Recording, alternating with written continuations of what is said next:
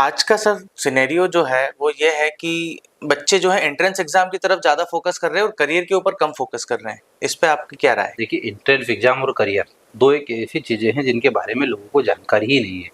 कल ही जो है वो वर्ल्ड इकोनॉमिक फोरम ने आगे आने वाले समय में कौन-कौन से करियर ऑप्शन हो सकते हैं, उसके बारे में एक बहुत बड़ी बुकलेट जारी करी है। हम आज भी ट्रेडिशनल जॉब्स की तरफ सोचे चले जा रहे हैं, लेकिन ये एआई का दौर है। आने वाले समय में क्या ये सारी जॉब्स होगी? हम कह रहे हैं कि एक डॉक्टर आज इलाज करता है, आने वाले समय में हो सकता है रोबोट डॉक्टर को रिप्लेस कर दे, और इस तरीके के प्रैक्टिकल लगातार जारी हैं। इसलिए सबसे पहले तो पालकों को बच्चों के साथ बैठ करके एक अच्छे काउंसलर से मिलना चाहिए, जो आने वाले फ्यूचर जॉब्स के बारे में उनको बता सके। क्योंकि हमारे सामने जो दिखता है, जो लिमिटेड करियर ऑप्शन हमें दिखते हैं, हम उसके पीछे ही दौड़ते हैं। हमारा पूरा ध्येय ये होता है कि ये एक सीए की जॉब है और मुझे ये कर लेना चाहिए।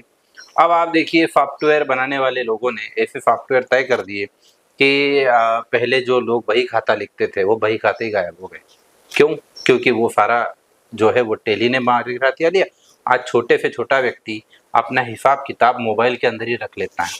इस मोबाइल ने दुनिया को इस तरीके से कर दिया है। लेकिन हमने क्या कर रखा है, हम इस सोशल मीडिया के दौर में हम सिर्फ इस मोबाइल का इस्तेमाल मनोरंजन के लिए कर रहे हैं।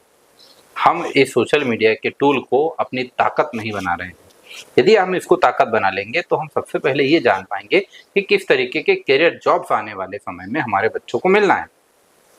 हमने ये सोच रखा था आने वाले समय तक हम ये मान के चलते थे कि मेरा बच्चा किसी कंपनी में जाएगा और फला भला काम कर लेगा, उसकी ये जॉब होगी।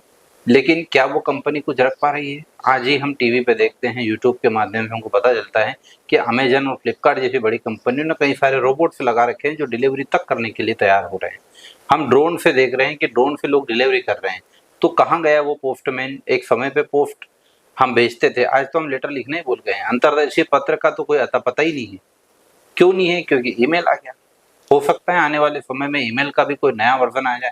अब चूंकि लोगों को ईमेल लिखते नहीं आता है, इसलिए वहां पर ओपन एआई के माध्यम से ऑटो ईमेल्स लिख दिए जा रहे हैं, चैट जीपीटी के माध्यम से। तो ये जो बदलाव हो रहा है, इस बदलाव को पहले तो पालक को समझना चाहिए कि मेरा बच्चा इसमें कहाँ फिट बैठेगा। क्योंकि हम एक एक धड़े से चले जा रहे हैं, हम सिर्फ एक दिशा में सोचे जा रहे हैं। हमने आने वाले समय के बदलावों के ऊपर कभी विचार मंथन किया ही नहीं।